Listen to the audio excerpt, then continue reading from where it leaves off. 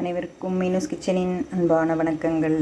இன்றைக்கி நம்ம கிச்சனில் என்ன பார்க்க போகிறோம் அப்படின்னு பார்த்திங்கன்னா, இன்றைக்கி நம்ம வந்து தள்ளு வண்டியில் வைக்கிற கார சட்னி தான் பார்க்க போகிறோம். அவங்க என்ன பண்ணுவாங்க, நல்ல காரமாக இருக்கும் அந்த சட்னி. அது தாளிக்க மாட்டாங்க, அப்படி பச்சையாக அரைச்சி வச்சுருப்பாங்க.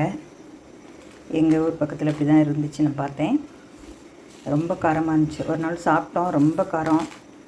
ஒரு வாய் சாப்பிட்றதுக்குள்ளே ஒரு டம்ளர் தண்ணி குடிக்கிற மாதிரி நல்ல காரமாக இருந்துச்சு. இப்போ நான் காரம் கம்மியாக வச்சுருக்கேன். அதாவது இந்த பெங்களூர் தக்காளி மீடியம் சைஸ் 2 எடுத்திருக்கேன். ஒரு பெரிய வெங்காயம் எடுத்திருக்கேன். ஒரு சின்ன சுண்டைக்காய் அளவு புளி. இதுக்கு வந்து எங்களுக்கு காரம் கம்மியாக போதுங்கிறதுனால 3 காஞ்ச மிளகா எடுத்திருக்கேன். நீங்கள் காரம் என்ன ஜாஸ்தி வச்சுக்கோங்க.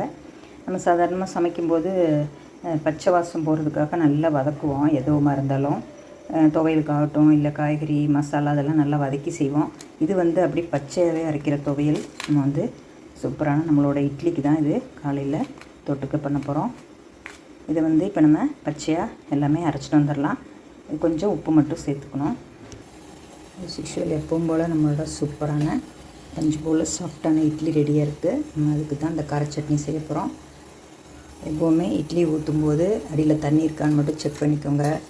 ஒவ்வொரு ஈடுக்கும் பார்த்து ஊற்றிடுங்க, இல்லைன்னா சட்டி பிடிச்சிரும் தண்ணி இல்லாமல். எப்பவும் போல் நம்மளோட சாஃப்டான இட்லி மாவு சூப்பராக ரெடியாக இருக்குது. நம்ம இப்போ சூடாக இதில் ஊற்றிட்டு நம்ம கார சட்னி அரைச்சிக்கலாம். இப்போ நம்மளோட சட்னி வந்து நம்ம அரைச்சிட்டு வந்துடலாம். 3 காஞ்ச மிளகா, கொஞ்சம் தேவைக்கு அந்த அளவு உப்பு சேர்த்து நல்லா அரைச்சிட்டு வந்துடலாம்.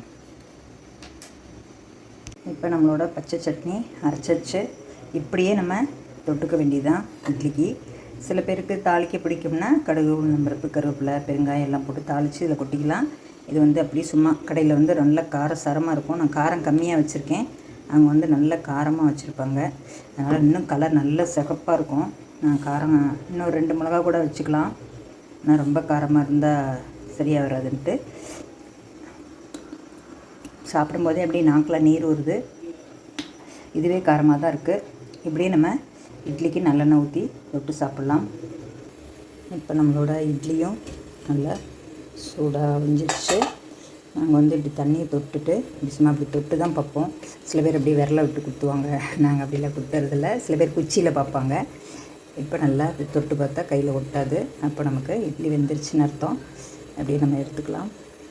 எடுக்கிறதும் பார்த்திங்கன்னா இந்த துணியோட கார்னரை வச்சு இப்படி நம்ம எடுத்துக்கலாம்.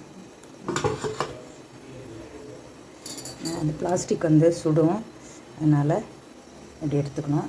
இப்போ நெக்ஸ்ட் ஒரு தட்டு நம்ம ஊற்றிக்கலாம். பாருங்கள், இப்போ நம்மளோட பச்சை சட்னி சூப்பராக ரெடி ஆகிடுச்சு. இப்படியே நம்ம சூடாக இட்லி வச்சு நெய் ஊற்றியோ இல்லை நல்லெண்ணெய் ஊற்றியோ நம்ம சாப்பிட்லாம்.